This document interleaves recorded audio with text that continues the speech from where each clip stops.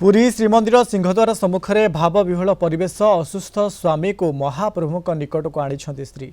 खोर्धा जिला सिंघीपुर अभिराम नायक एक दुर्घटनार शिकार हो 4 मास हेब आईसीयू चिकित्सित होते। स्त्री मानसिक थिला स्वामी आखि और पाटी खोलिले तांकु पुरी श्रीमंदिर नहीं जिबे।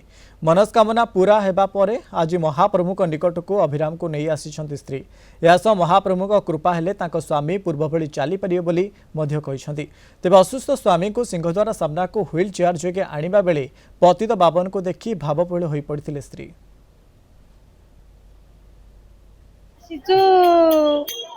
सिंहपुर गाड़ी एक्सीडेंट मो सामने हाँ गाड़ी एक्सीडेंट तो आसीलु आईसीयू थिला 4 मास होला आईसीयू थिला आसिला गुरु कालिया ठाकुर डाकिलु कालिया ठाकुर तोर सिना आमर